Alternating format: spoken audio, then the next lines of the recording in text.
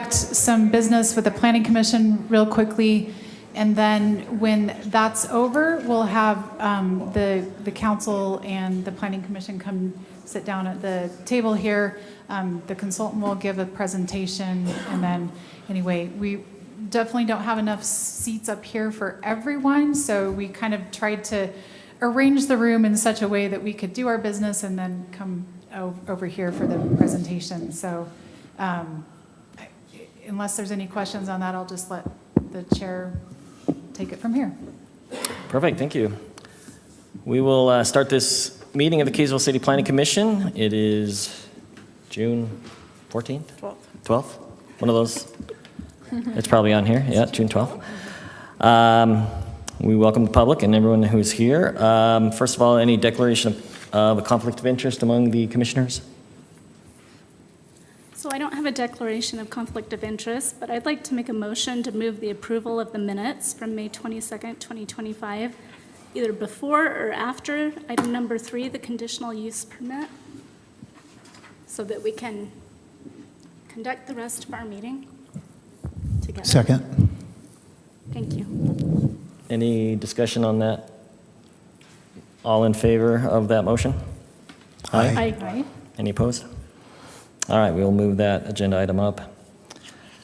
And we will move into agenda item number 3, a conditional use permit for a conditional use for a major B home occupation for Hipwell Construction and Landscaping located at 273 West Greenbelt Circle. All right, so that is me. A little nervous. We've got the mayor here tonight. Our other boss is here tonight. So never had to present in front of the bigwigs before. So let's see if we can do this all right. I'm going to start off by saying that this has actually been the star student as far as applications has been. Nice job, Ethan. It has been perfect from start to finish. He even brought back his public notice sign for us. So we'll be out of a job if anything else gets any easier, I guess is what I'm saying. So we're doing a conditional use permit tonight for a major B home occupation at 273 West Greenbelt Circle for Hipwell Construction and Landscaping. Ethan and his family just moved back into town a couple of weeks ago, right? So didn't want to get any dirt under his boots, so he got in here and applied for his business and then his business license and the conditional use permit. Because he is in construction as a general landscaper, our code requires him to have a conditional use permit to do, for this business in our neighborhoods. Anyway, this property will serve as a base operations. There will not be any employees. There will not be any customers. All materials will be delivered to the job site. He does not own any heavy equipment. Only hand tools will be stored at the home. There should not be any negative impacts on the community or to his neighborhood. If he runs his business anyway, like he's applied for his business license or his conditional use permit, I have zero worries that there will be a nuisance in the neighborhood. We did place a sign out. The only person that called to see what the sign was about was him and his wife, because they were out of town, and when they pulled back in, there was a sign in their driveway and they didn't know what it was for. So I don't think they have any complaints or any argument. So staff is recommending approval. Oh boy. So staff is recommending approval for a conditional use permit for the home located at 273 West Greenbelt Circle for Ethan Hipwell with any conditions that the Planning Commission feel are necessary. However, I'm not seeing any additional conditions that need to be placed at this time. And the applicant is here for any questions that Planning Commission might have. All right, thank you. To me, it also seems pretty cut and dried. I know we have you here if we do have any questions. So, commissioners, thoughts, questions for the applicant, or any concerns? I'd like to make a motion to approve. We have a motion? I'd second. Any discussion on the motion and the second? All right, we'll start the voting with Commissioner Allen. Aye. Aye. Aye. Aye? Aye. Aye. All right, motion passes. That's about as fast as it gets. Excellent. And we already discussed, I'll send you everything you need, your letter of for your conditional use permit, and then we'll finish the approval, and you should be good to go starting on Monday. So you may be dismissed. Yeah, that's right.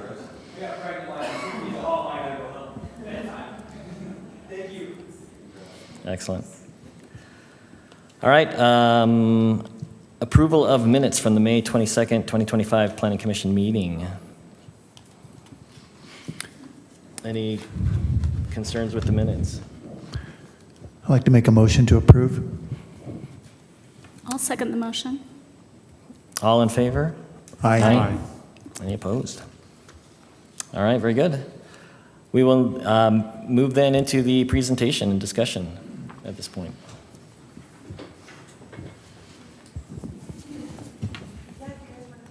Yeah, so our thoughts were the planning commission can join the council. The table is down here, and I'm going to move over so the consultant can take over this spot. And then-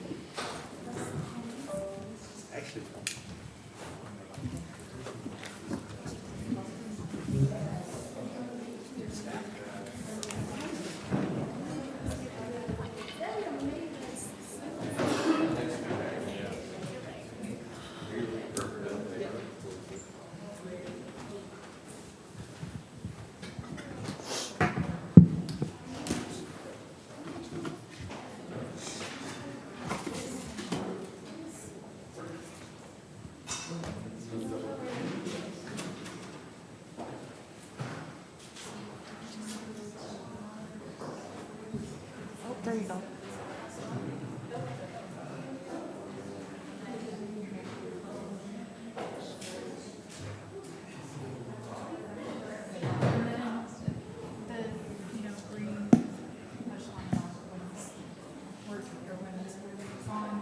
Okay. Great. And I don't need to worry about turning it off if other people are speaking. Great. Okay, then we should be good.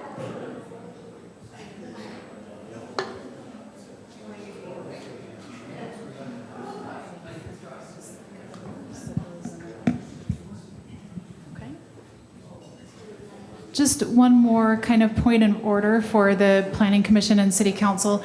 When we get to a point where there's questions and comments, we'll just want to have everybody speak into the microphone. So I'm going to turn them.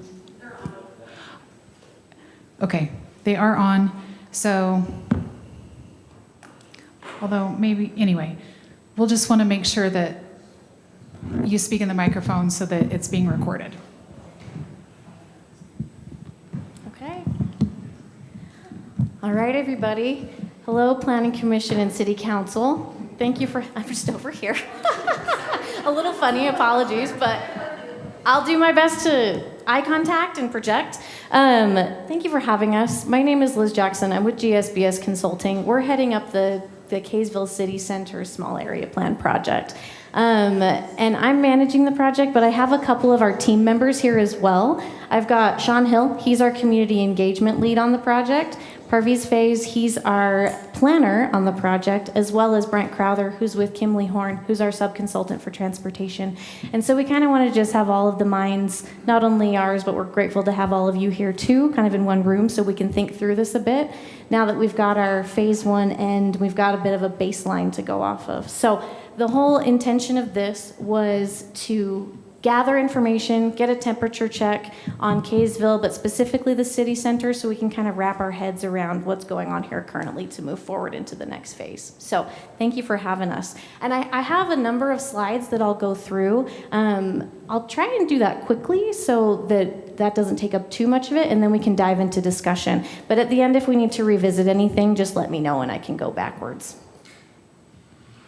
So just to give some project background, I'm sure you all are very aware, but just in case, this This project is stemming from the 2022 general plan update. It was determined in that plan that a city center was a priority for Kaysville, and that it will serve as that basically the general plan serves as our baseline for the area's vision and goals. So that's kind of what we're going off of.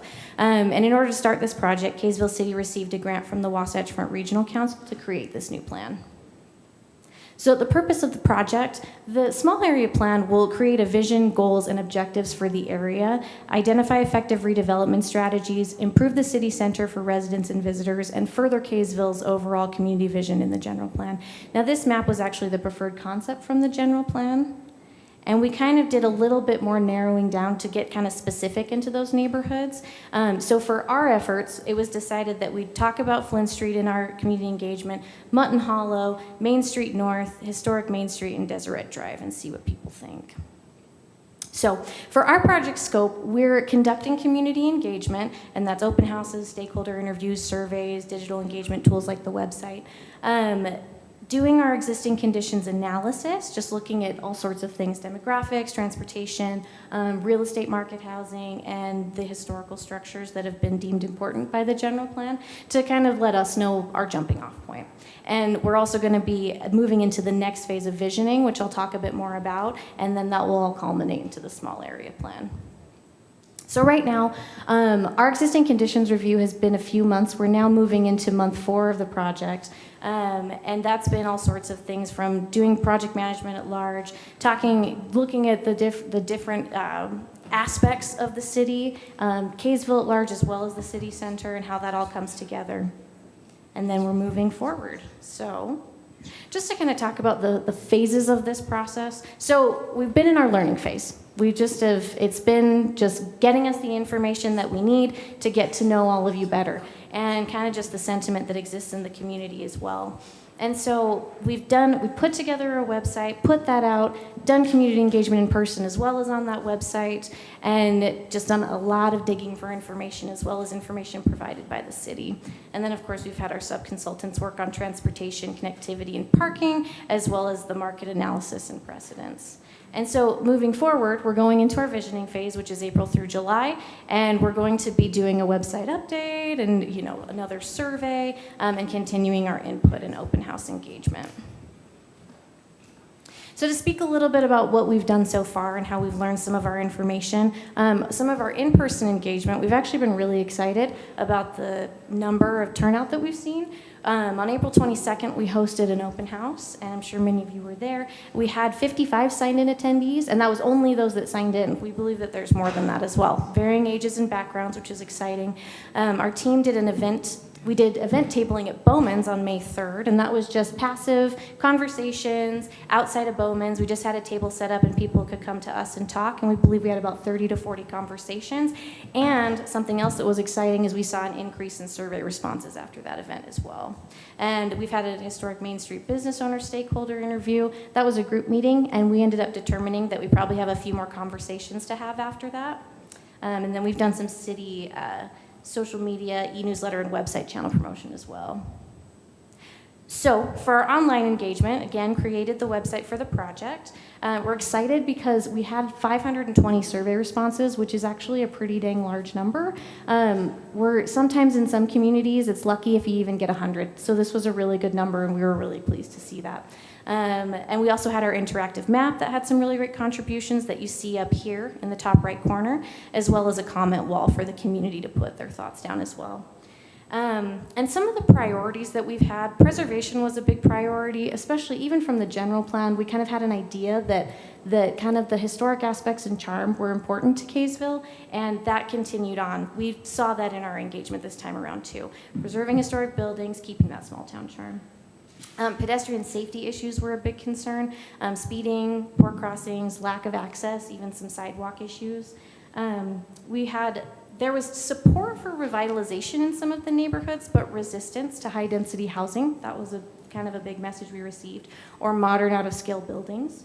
And then traffic frustration, that was a big point of conversation. Main Street it's fast, it's loud, highway-like conditions, and that is seen as a bit of a barrier to kind of what the area could be.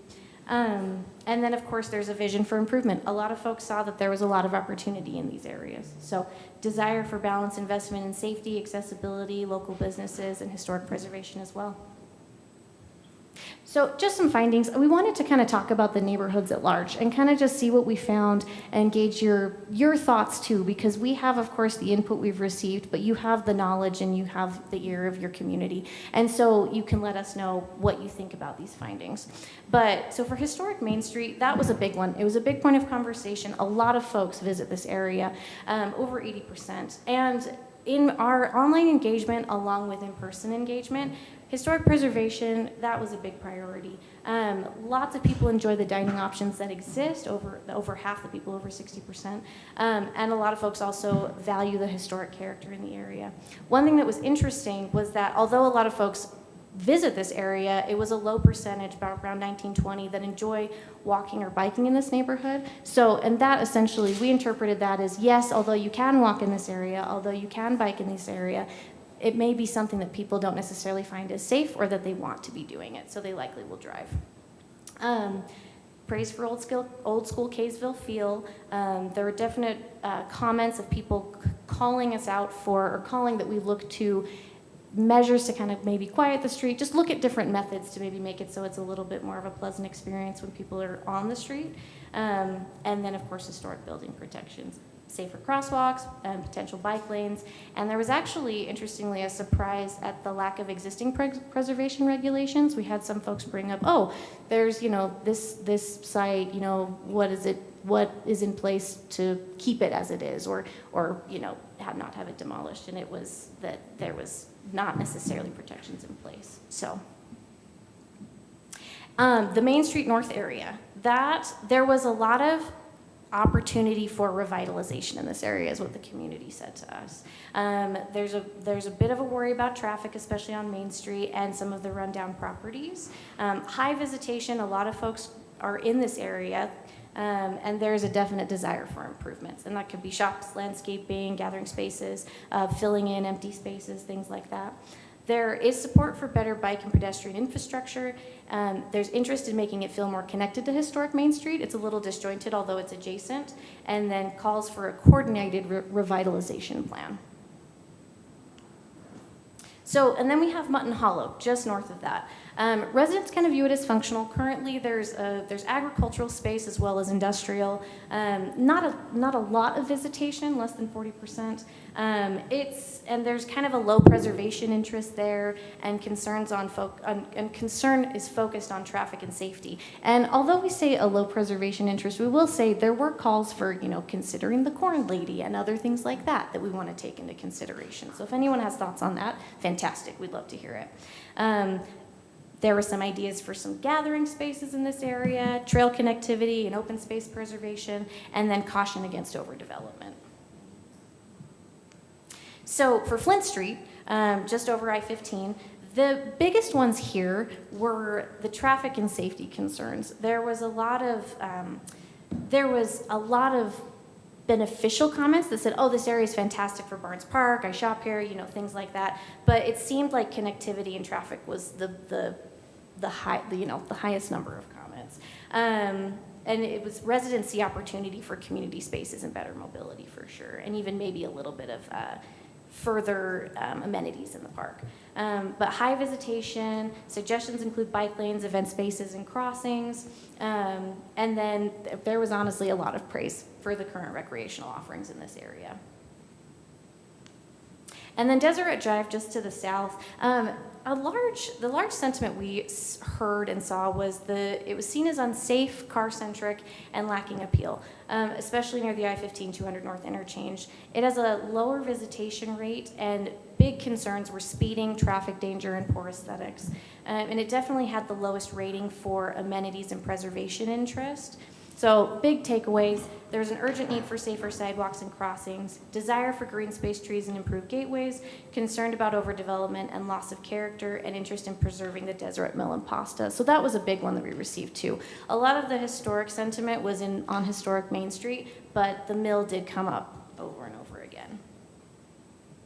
So some of our general key takeaways, through looking at this and kind of thinking of what a city center is. And as we're kind of thinking through the vision for the area, even though we don't have that yet, we were thinking that it's potentially a good idea to do a little bit more focus of the neighborhoods. It's a large area, and they're very different in how they function, even what people said to us. And so we thought it might be a good idea to move forward, focusing the city center plan on historic Main Street North, and Mutton Hollow, especially if this is going to be seen as kind of more of a shopping core, economic core, cultural core, maybe a potential for housing and things like that. It kind of made sense to do more of a focus there, and which we'd like your feedback on. We're going to consider how the city center can evolve to support a broader mix of housing options that meet the need of smaller households, renters, and residents at different life stages. And we do have a couple of questions to kind of spark the conversation tonight about that specifically based on our feedback. Item 3, explore how historic preservation, small business support, and cultural identity can enhance the city center's role in the community. And then 4, examine how streetscape improvements, pedestrian crossings, and wayfinding can enhance safety, connectivity, and accessibility in public spaces while supporting adjacent businesses. There's a lot of concern that we've heard feedback on about safety, traffic volume, parking. It's been, and in pretty much all of our conversations, that's been a point of a big point of conversation. And a lot of the time it comes back to Main Street, but 200 North as well. And so we just would like to further evaluate that as we continue into the next phase. Number 5, identify the long-term infrastructure investments, particularly for aging utilities and stormwater systems. We had a utility gaps analysis in the document that you've received, and there are certain things to consider as we talk about different types of development scenarios in this area. And then finally, explore scenarios for land use, redevelopment, and public spaces that reflect community input while balancing flexibility and market feasibility. And that's a big one. And we have a few more questions regarding that, especially finding the balance and kind of getting through some of the input we've heard. So, and again, citywide themes: improve neighborhood connections through safe crosswalks, bike routes, and trails, enhance aesthetics with trees, lighting, and landscaping, preserve the character of local buildings, especially downtown, support local businesses while limiting large-scale high-density redevelopment, reduce speeding, and redesign of key intersections to improve safety for all. And just kind of looking back to the general plan, it's kind of that thing that's in the back of our minds always, although we're not trying to just repeat any work done on that. And so we're kind of looking to that vision always in this process. Kaysville is a beautiful and friendly city known for its small town feel. Our strength lies in our people, our community bond, access to a flourishing region, and our heritage. We will continue to be a thriving community where our peaceful way of life is preserved. Downtown is the vibrant heart of our city, and neighborhoods are connected by a robust network of parks and trails. And innovation, adaptation, and inclusion drive us forward. And then just some key points, just reminders from the plan of what we're thinking about for the city center. Build upon Kaysville and the city center strengths, importance of the area's history, mix of residential and commercial uses, connectivity, walkability, and safety, streetscape and mobility improvements, destination for residents and visitors, and then opportunities for businesses. And so, like I mentioned, this really has just been data gathering for us up to this point. And as we transition into the visioning phase, there's just some things that we're thinking about. Through the survey, we were able to generate kind of some keywords and phrases that were said. And as you can see in the word cloud, it's for historic Main Street, there's a desire to maintain that charm in existing buildings. Parking needs is a huge thing for us to consider. Support for shops, dining, and a walkable small town experience, and then interest in improving traffic flow without major changes. For Main Street North, strong reaction about traffic and parking, and that's all kind of over the board. There's parking available, but there's also traffic and safety concerns on those main corridors. High demand for restaurants and food options, and that's kind of running the gamut. It could be there was mention that there are a lot of chains, so maybe we do a little bit more focus on local, and same with regular stores, big box stores and local shops. There's actually kind of a mixed view as far as retail goes, as far as want for chain stores and local, and then there's a desire for walkability, greenery, and maintaining a clean, safe environment. And then Mutton Hollow, that was pretty divided on input. As far as envisioning goes, folks were kind of speaking to, yes, this could be an area for housing, yes, this could be an area for development, but then there were also calls for kind of keeping it open, taking into consideration that and not overdeveloping it. some interest in mixed use and commercial spaces, support for parks, walkability, and preserving some of that open space, and attention to how and where future development should occur. That was a big call, just saying this needs to be carefully thought out. And I bring up those three specifically because if we do move forward, pending tonight's decision, on just those three areas, those are the ones that we were looking at and will potentially for the future. So for phase 2, we've got our visioning portion of things. And we're going to continue the information outreach on the website. We'll do an update. We'll let people know kind of what we found. Conduct another survey in mid-July, and we've been thinking through that a bit, potentially based off what we've heard, creating a vision and goals for the area that the community can respond to, and giving visual examples of potential development scenarios, especially to be able to say, this is what we mean by this, not this, and getting the community's reaction, and just giving different options for everyone to react to. Social media updates, city e-newsletter, and in-person engagement. We've got a couple more stakeholder meetings to host. Have a couple of ideas for one-on-ones for historic Main Street that weren't in our original group. Going forward with a group meeting for the Main Street North and Mutton Hollow stakeholders, business owners, property owners in the area. And then we're going to do a tabling event at the 4th of July event to kind of gather some input, maybe do some visioning further. And then, of course, continue with an open house and visioning workshop in July and August. So that brings us to our final questions. And of course, we can go back to other slides. Our big one for us is, of course, we can gather this information, but it's a snapshot. Does this reflect your experience in these neighborhoods? Is there anything you feel is important that was not touched on? And basically, yes, of course, in the presentation, but more so in the report. And can we move forward further exploring the general takeaways that we've listed? And then some of the big points that we need help on, and we would love your input, is really an input on finding balance. There was we had a number of comments that just said, leave it alone in a number of places, right? And that's something, of course, we take into consideration and what that means. And so there's leave it alone versus suggestions for updates, amenity increases, or even some amenity changes, et cetera. And then, of course, there's the traffic and parking measures to create a more usable and accessible area for the whole city center. We've had feedback of not making changes, but then people also desiring certain things, like wanting to make it a more welcoming street, especially on Main Street, or just different things that we need to consider. So we'd love your thoughts on how we can move forward there. And also an input on further investigating housing.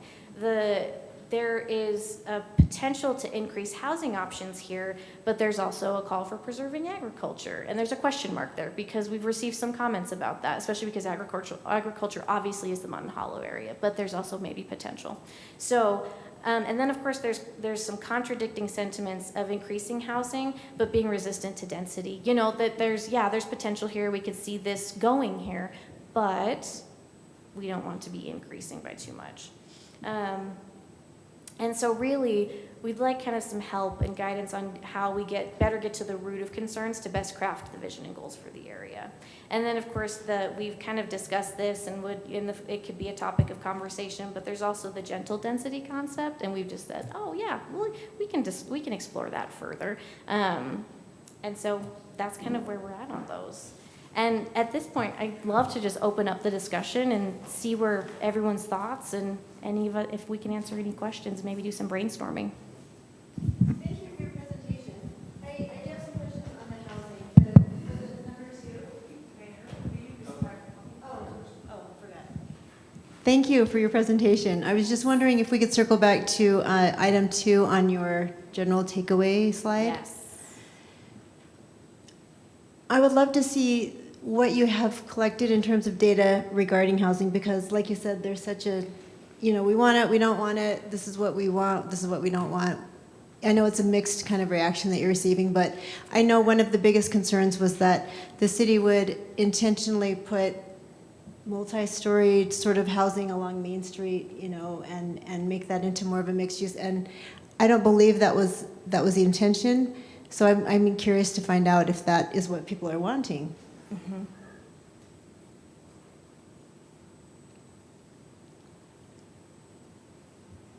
Is it frozen? I don't know. No, this is which slide? We have this one, the general takeaways. Oh, okay. So I'm talking about number 2. Yeah, consider how the city center can Yes. explore sport. I was just curious about where that general key takeaway came from and if it was based upon specific to that area or to this area, Yes. or it was just this citywide people were talking. It's specific to the area. I think not only our interpretation of the information, we've kind of considered it a bit of a donut. So around the city center, it's basically single family housing, and that's the existing inventory. And the city center has kind of been seen as a potential area for other types of housing to go into. So this specifically was city center specific. The sentiment, that's how we're interpreting it, was for, yes, maybe there's potential in these areas to try other types of housing. But I will say it's very, very apparent that the density topic is a real concern. And there's what we're thinking moving forward is really kind of thinking about, we kept hearing about patio homes and maybe even courtyard options, other things where it's, smaller scale homes, but maybe not a large lot with a single family dwelling. And so we want to explore those further and actually give the community an option to react to those. Okay, thank you. Because that is what we're hearing, is that people really want to see detached single-family homes, but obviously smaller homes would work for families that are just starting out, and if we had more of those types of options, I can understand people maybe wanting that, so thank you. Yeah, no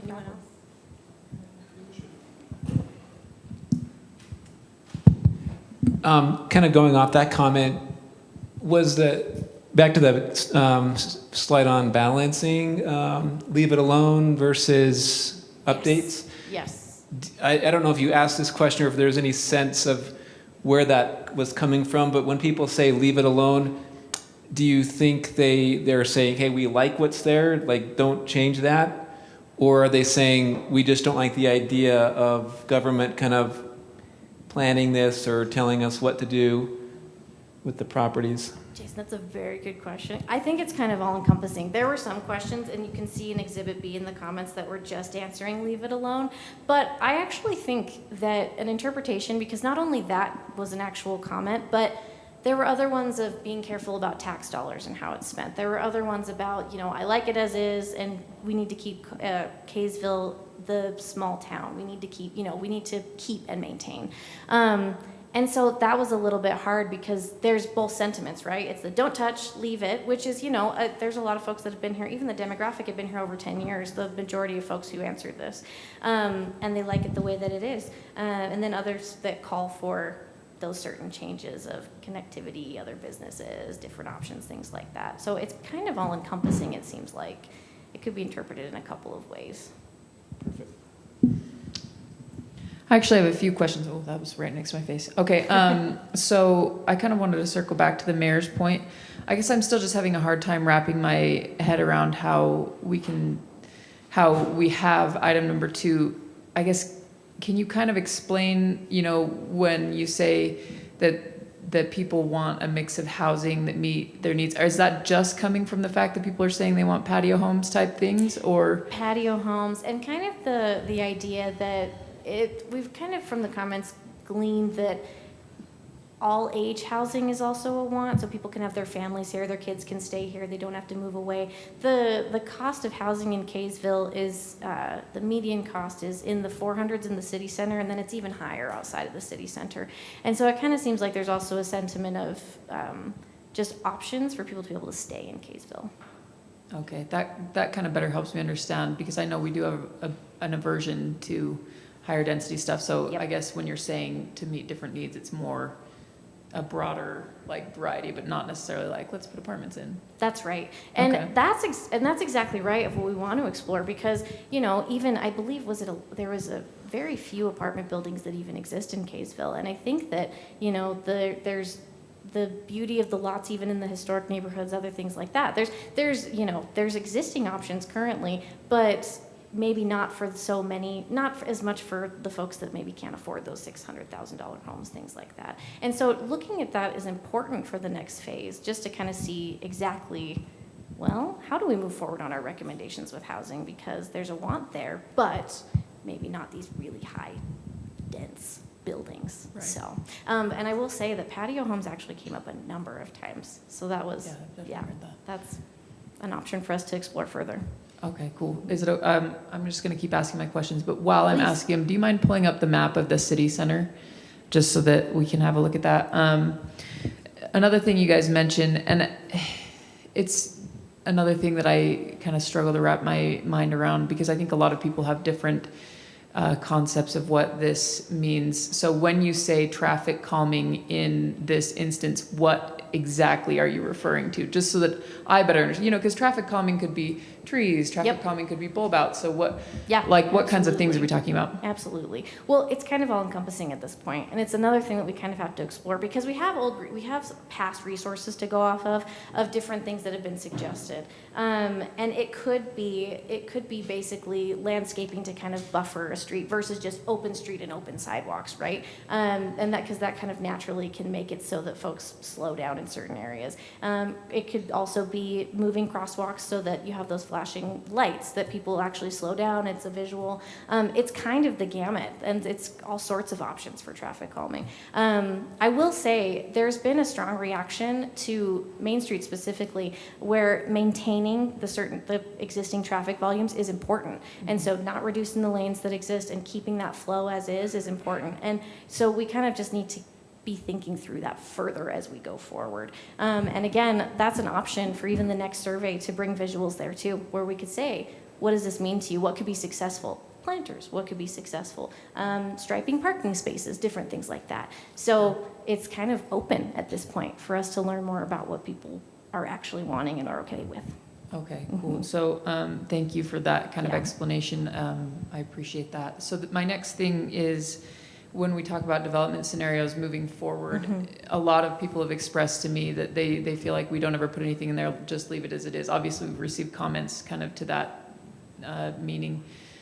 Is there an option as we move forward, like, and not just saying, what do you want? Like, what do you want? Or do you want us to leave it the same, or maybe leave it the same with these small changes as opposed to like having people vote on massive changes where they're like, well, if that's my only option, I guess this is what I want. Yes, absolutely. And I think what makes the most sense, oftentimes what we do when we put together recommendations is based on findings, based on the visioning, we have kind of low impact scenarios, medium impact scenarios, and high impact scenarios.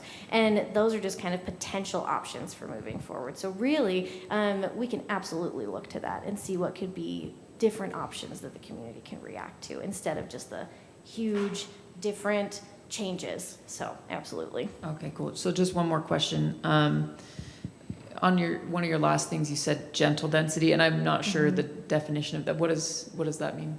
Well, I'd actually, Melinda, you might want to speak to this a little bit. Yeah, so Liz and I did have a conversation earlier today to just kind of talk about how do we move on to the next phase of visioning and really kind of get, let's just say, valid feedback from our community. One of the things that I consistently hear is we don't want to see high density housing here in Kaysville. I understand that. However, a lot of times density is misidentified. And so we have low density, which we would consider single family, medium density, which that's more of your townhomes. And then people, when we start talking high density, that's when you get into your low to mid rises, high rises. And so at some point last year, Commissioner Summercorn actually sent out a video that depicted what has been coined as gentle density. And so that would be anything from like a twin home to even a triplex or a fourplex. Although in this instance, how it was presented was that it kind of would look and feel, yeah, there is a chair for Councilmember Blackham at the table. But that gentle density could very much look and feel like single family, which then can kind of feel better, I think, to some of those in Kaysville who are concerned about that density. So we can, I know the Planning Commission had been sent that video as well as the city council, but I think you could easily, anyone who's interested in looking at that, you could easily just Google gentle density. It was a video on YouTube that just kind of gives a little bit more context to what that is. But really, the nice thing about this next phase, we've done a lot of data gathering and kind of looking at what exists. That next phase really will hopefully be the public or businesses telling us what they want to see and what that looks like. So the gentle density is kind of just, I think, something that could fit the character of Kaysville better than some of the other types of density that are discussed. Thank you. Thank you. And I know other people would actually like to share their opinions too, so this will be my last comment. As we move to phase 2, I think one of the most important things is to really explore that density question, because it does mean so many different things to different people. And what we don't want to do is scare people to think that, okay, oh, you're planning these high-rise apartments, and that's not the intention, and that's not the feedback that I've received, and I believe most of us receive, that our city wants. I'd also love to be able to focus on the type of historic preservation that people are really interested in, and then the third being traffic, obviously something that we are really working hard towards fixing. Some of it is beyond our control. We know that UDOT owns some of our roads, but we'll definitely continue that. And then the traffic calming. I just want to make sure that in the messaging that we put out there, people realize, okay, traffic calming might look like speed bumps. We can't do that for certain reasons, especially along Deseret Drive. I wish we could, but that's a main traffic area for our first responders, and they just can't. And so I think that I would like to make sure that we give people options that are actual options and not get people's hopes up for things that we just literally can't do. So Absolutely. that would be great. Okay, who wants the mic?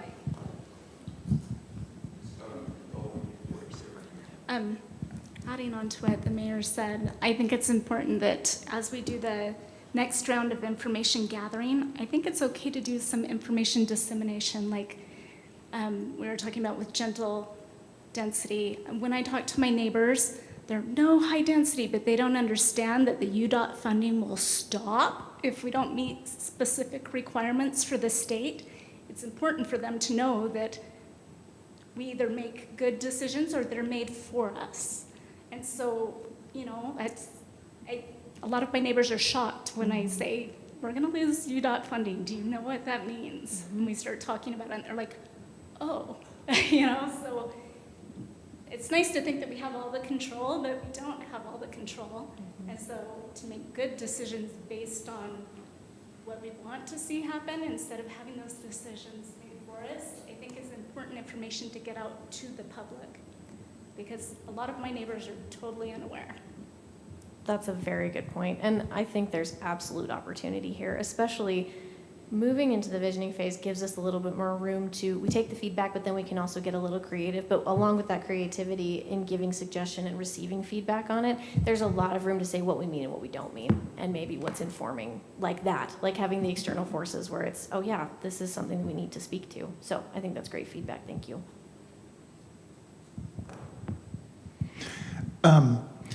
Just looking at some of the outcomes and some of the comments that have been made, and having attended, a few of these in the course of the last few years, I just think but there's several problems we have. One is there's the chicken and the egg problem. We don't know what we don't know, and we don't want what we haven't seen. So if we come home to Kaysville every day and we just see the same kind of development pattern decade after decade, then the expectation is that we'll never see anything different than that. And so you have to, at some point, have a little bit of courage and go, gee, in our downtown area, we ought to have some flexibility in our housing types. I mean, we have single-family housing that's right up on Main Street, and in our core, it's not long-term desirable to do that. I drove down Main Street in Bountiful the other day, and I went for a medical exam, and I noticed what they're doing in Bountiful. I actually interviewed to work for the city 23 years ago, and in that job interview, they asked me what I would do in Bountiful's downtown area, because they'd spent a lot of money on downtown, with all the infrastructure, and I said, You really need to build housing. You need to have people down here close to Main Street, within a block or two, a lot of people to activate those businesses, to create street life, and to create that excitement. And so it's a problem when we are afraid to do that. If we just keep doing the same thing, we'll get the same result. So the chicken and egg. The other thing is, I saw a comment about parking. You can't have charm and placemaking with a lot of parking. It's just physically impossible. If you have oodles of parking, and parking is incredibly convenient, you're not going to create the kind of place that people will consistently want to come to. Parking is the very best thing I could say is you're looking for the Goldilocks option when it comes to parking, and that is it's not too little, it's not too much, it's just right. You might have to circle, you might have to change when you come and go, but to have oodles of parking down by your charming building and then a lot of space between your charming buildings just creates strip. That's just strip commercial. And so I could point out example after example of that, but we have a charming Main Street, we really do. But it needs more people nearby it, it really does. And until we do that and have some courage to say, well, we're going to look to the future, this is another problem. And I'm not trying to be too critical here. I'm outspoken, but I'm going to rein that in a little bit. But we are not allowing flexibility for the people who are coming after us. Most of us who are decision makers sitting on these boards and commissions are what I like to call 1 foot in the grave. You know, if we're past 50, if we're in the 60s, our time is past. We've gotten to enjoy all of the benefits of this low density single family. But the people coming behind us, 30 years ago when I built my home in Kaysville, there was a lot more land. There was a lot more water. Now I watch the weather every single day because I'm concerned about when I cannot turn my sprinklers on. That wasn't a concern in the 90s. But now I worry about it every day, and I should be.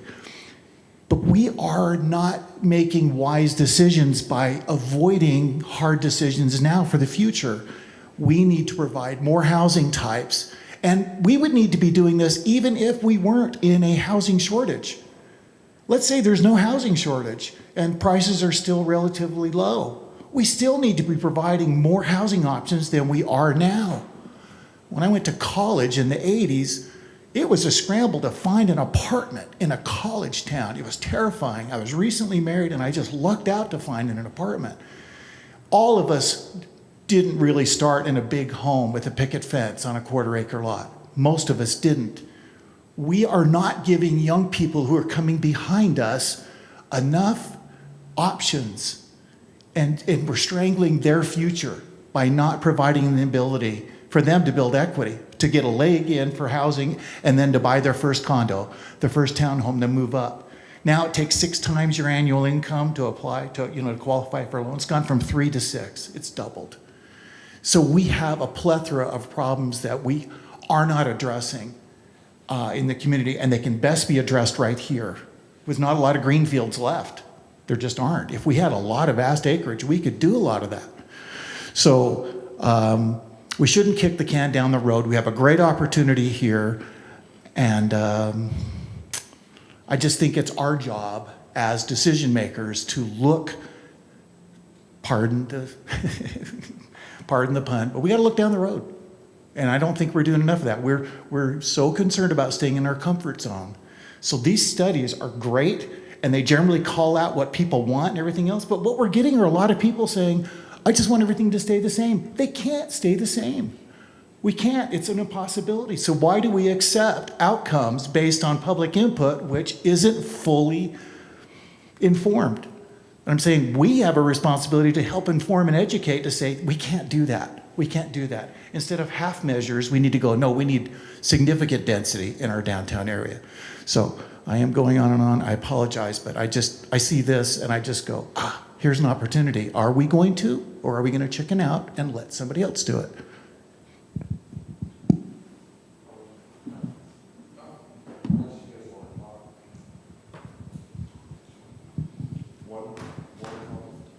I'm allowed one. Oh, you have one. Should we do like the popcorn where I say the first word, you say say the second word.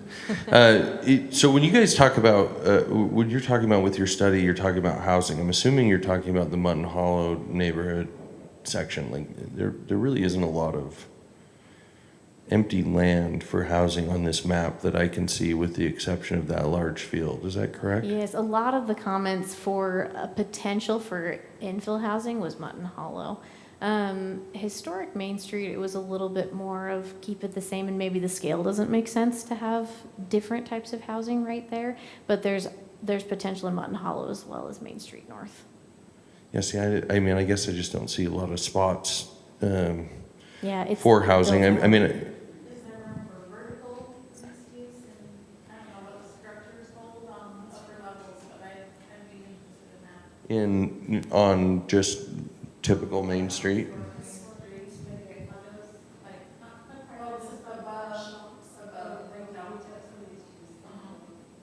I mean, I guess the thought process might be that what you're saying is that if we insinuated that we would be amiable to some of that, that it would incentivize some folks that have property on Main Street to look at selling. Is that kind of the thought process? Because, you know, other than that, I feel like while I agree with our planning commission's counterpart, I also feel like that field is just ripe for commercial, and ultimately looking at our budget, that's what we need. We need tax revenue. I'm 100% in with mixed use, business on the bottom, housing on the top type of product, but you can only do so much of that and bring in like actual revenue versus stores that are going to bring in a mini Gardner Village. Yes, that would be awesome. Or like if we could put an overpass from right there over to the west that people could ride their bikes on, I bet that'd be pretty cheap. Like just a blow up overpass. That's where Just we have to remain inflate it. compliant with our moderate income housing so that we can get the funding. Anyway, So- I will say one thing real quick, and just because I found this fascinating, Mayor and I attended an event at the mansion, governor's mansion on housing. And one of the things that the gentleman from the Kensey Gardner, is it Kensey Gardner Institute? That's right, Kensey Gardner Institute. Well, he's his brother, Ken, but anyway, you guys, they bring a little bit better information our way. But he made a comment that I'd never thought of, and to me it's opened my eyes a lot, and that is that any type of housing is going to help our children. And I thought, what are you saying? And he says, well, basically they've done studies to say, like, even if you build an $800,000 home, the people that buy that $800,000 home are most likely stepping up from a less expensive home. And then the person that buys that person's home is also buying a home that has stepped up from that person's home. So making inventory is really the goal. I mean, I agree, like, you know, Mike and I and all of us have talked about if a developer comes here with like density that involves single family homes that are smaller and more affordable, we're all over it. Cottages, different things like that. But even still, with that being said, homes are going to increase the inventory, and they will help create that opening for our kids to be able to find stuff. So it's just made me feel a little bit more comfortable about approving homes that are maybe going to cost $600,000 or $700,000, knowing that hopefully someone's going to buy that home and sell theirs that was $300,000 and provide a spot for our kids to move into. Yeah, thank you for that. That was really good. Yeah, so talking like historic Main Street, when I was speaking with folks, there were several comments that people were worried we were going to tear down some buildings and build some high rises. And so I think we need to be very clear about that. That's not our intent downtown here. But also with that, there's some apartments on the just right behind Main Street, they're basically falling apart. And I would really like to include the owners of those apartments in these conversations so that they know our vision and plan to see if there's an opportunity for redevelopment of those spaces, knock them down and maybe build up a little bit, but within reason and with respect to the historic district as well. And so I don't think it's realistic to build up too high here just because of parking, but the existing apartments, I think there's some opportunity there. And as a council member, I just don't know what type of tools that I can access to really share that vision. And so it would be kind of nice to know, like, council and planning commission, what we can do when we talk to the owners of not only the businesses, but the housing around as well. So, and I tend to agree with Councilmember Adams in the Mutton Hollow area. I think it makes much more sense to do commercial up there or maybe a mixed use in that space. So that's all I have to say.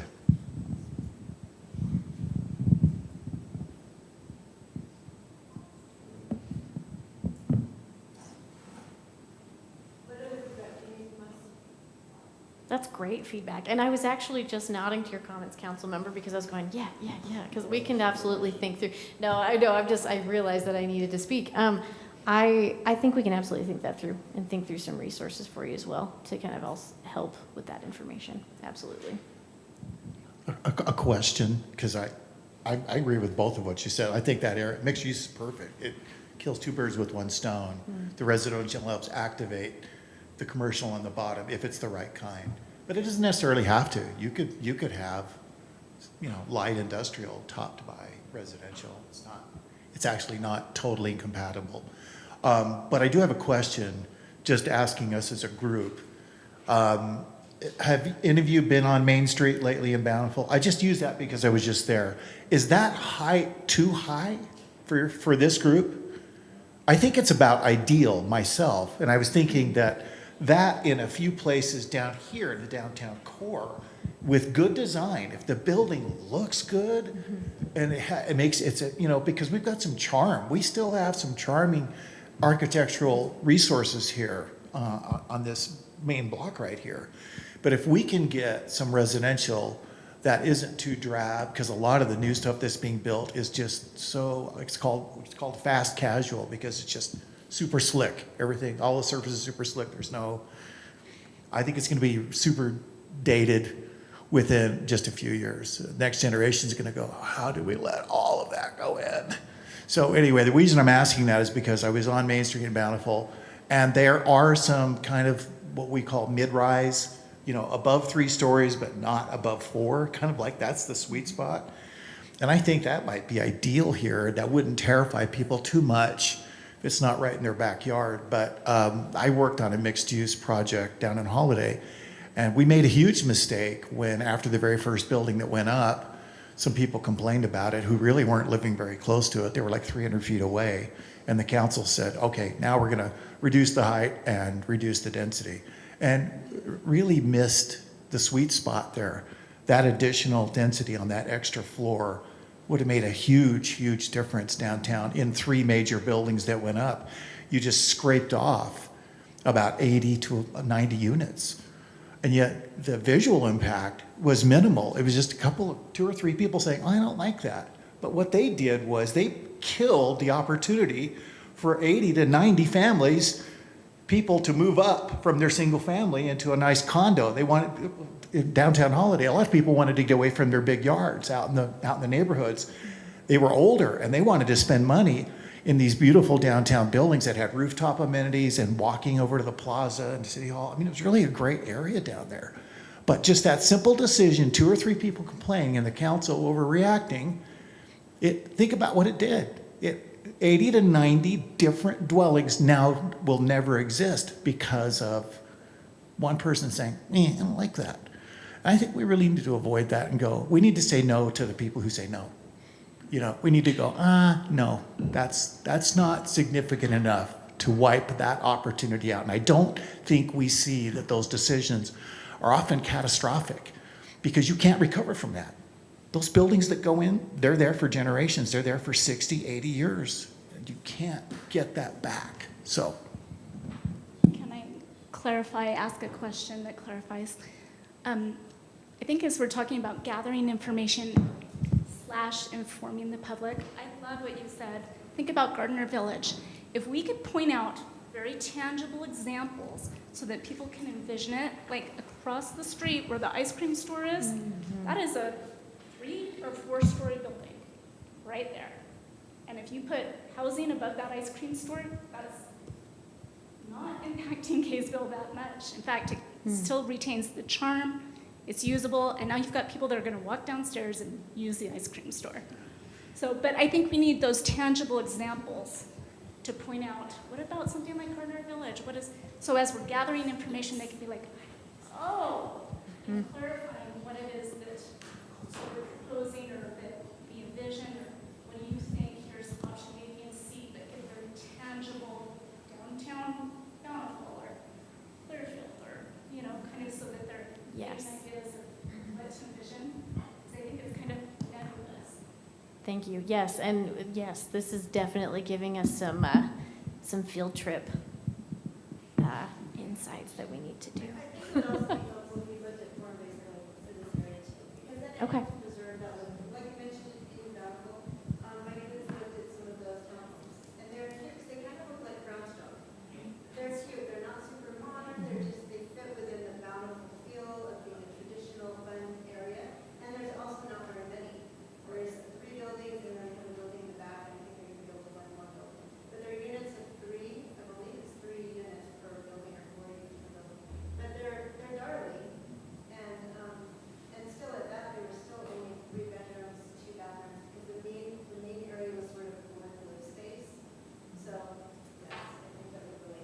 Great. Thank you. So one of the things that we did discuss earlier today, and Liz did cover this just a little bit, but we still will be seeking a lot more input from the public. So we will have another round of surveys, and we will base that off of the information that we've gathered and kind of what we've discussed here this evening. But one of the ways to really try and help people understand what they do and don't want is what we call a visual survey. And so that kind of goes back to Commissioner Lott, what you were speaking about of, or what I was talking about earlier with gentle density, like, do you like this? And it's a photo of certain style of housing.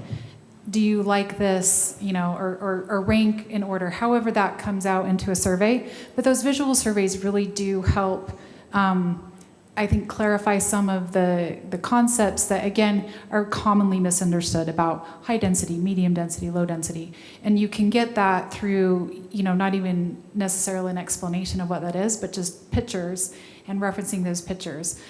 So that definitely is something that I think we want to include in our next round of feedback.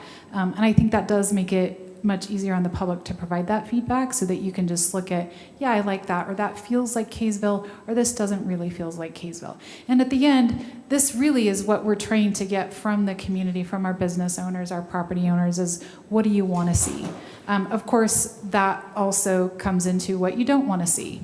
But in my time here, well, let me just say this. My very first several months here, maybe 4 or 5 months in, I sat down with a developer who, property owner who was like, what have I got to do to build like a 6-story apartment building here in Kaysville? And I was like, you will need to physically move our entire city down to Salt Lake County because Kaysville's not, I don't think Kaysville is going to ever want to see or accept that type of housing or building here. And so there may be a demand for that, or there may be property owners that would want to see that, but I don't think that really reflects who the community is. And this whole process really is trying to compel that information from the community so that then when those conversations are started whether it's a developer comes in, wants to set up a meeting or a phone call, we can point to this plan that's really more specific especially in this area, that says, look, here's what the public wants to see, or here's what the public doesn't want to see. So that really is the whole intent of this, is to try and help me guide those applicants or guide those conversations so that the end result is something that the citizenry can be supportive of and be proud of, and that's something that the Planning Commission can recommend approval and the City Council can end up approving, because that's what the citizens are saying that they want.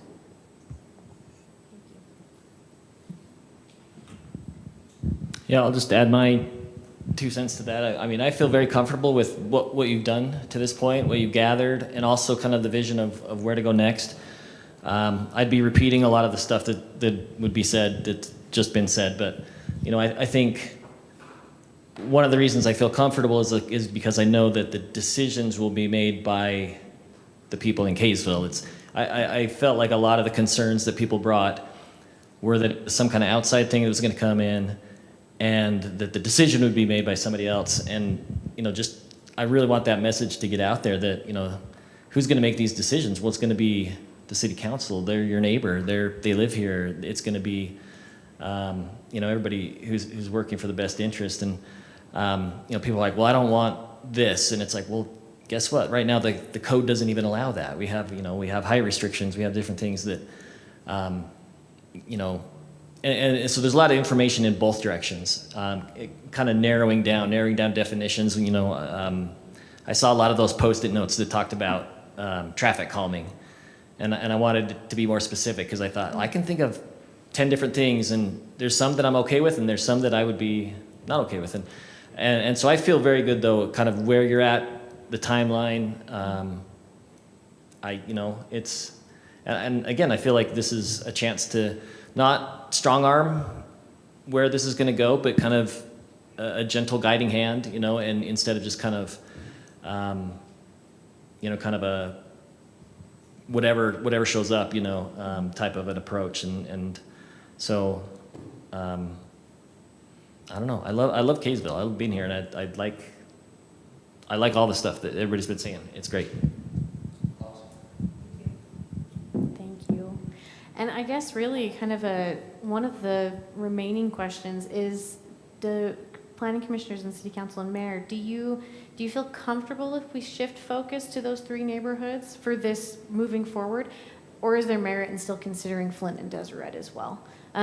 Just with kind of what we heard. I guess that was kind of the big question on how we move forward. Okay. What was the question? Kind of narrowing down on the 3 neighborhoods that are on the east side. Not so much.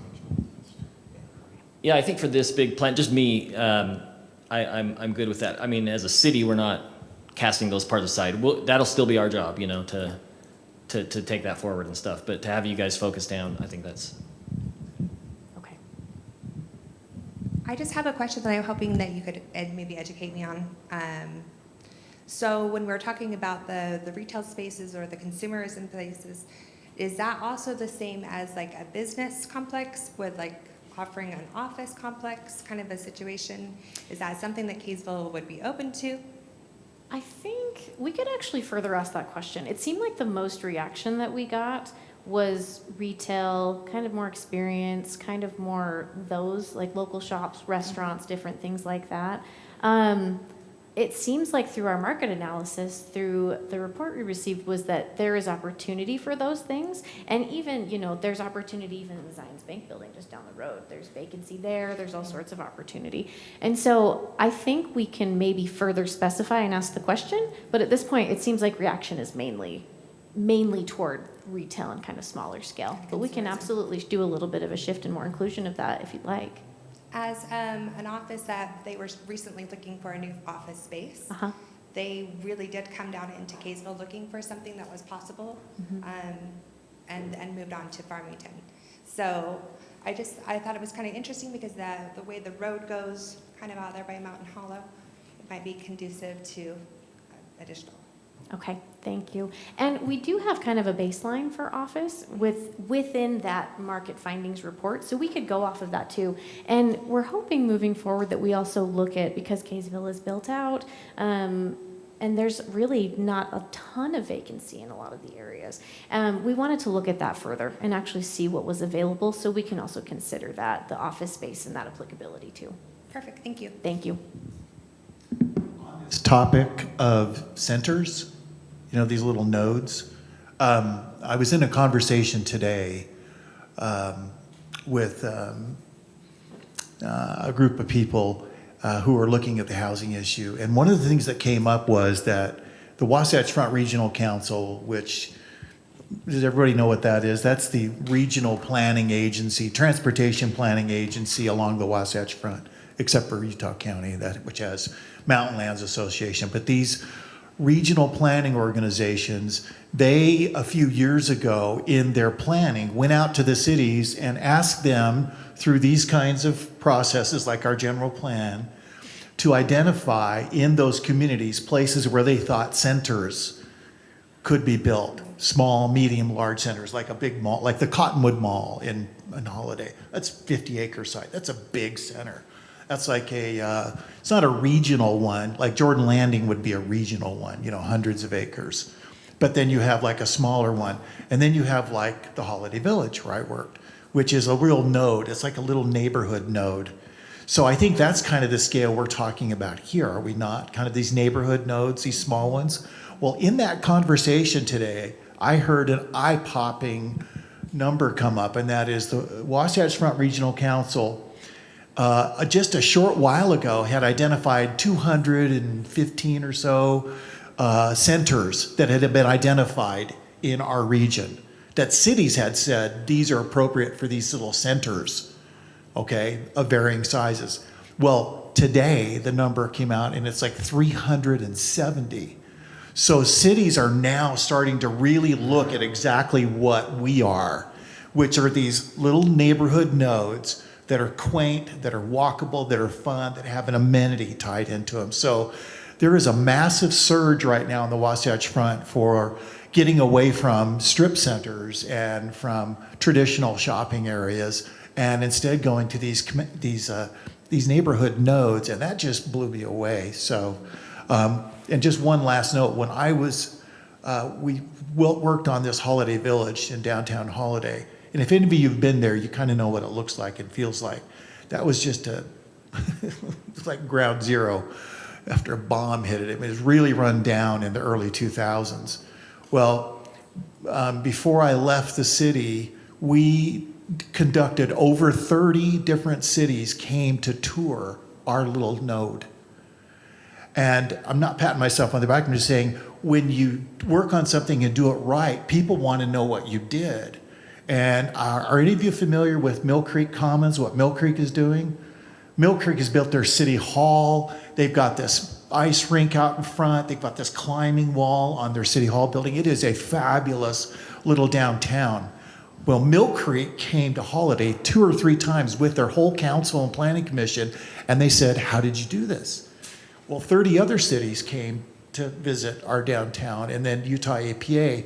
And so good begets good, what I'm saying is, and so there are good examples out there, and if we really want to do it right here, we may want to take a field trip where you just say, hey, council and planning commission going on a field trip, and you go look at what you think works, whether it's downtown Bountiful, whether it's someplace else. But these centers, I think, are really the wave of the future because they offer activity and what's called a third place, and also where people, it's a social thing. It's a social and economic all at the same time.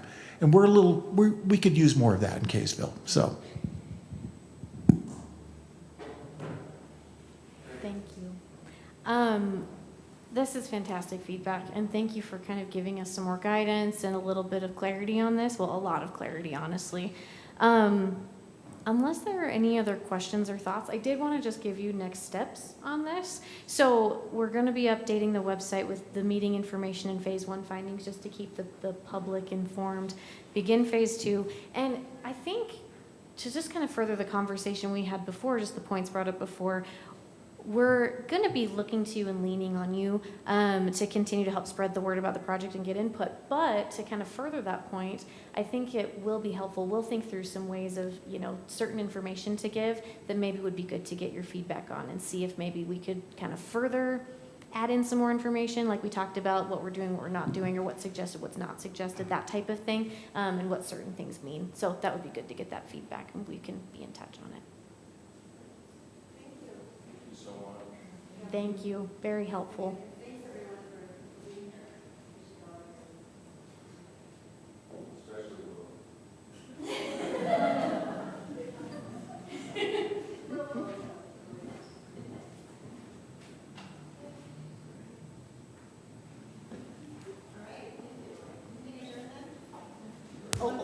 Yep, I think we can adjourn. I was just gonna say, do I have the power?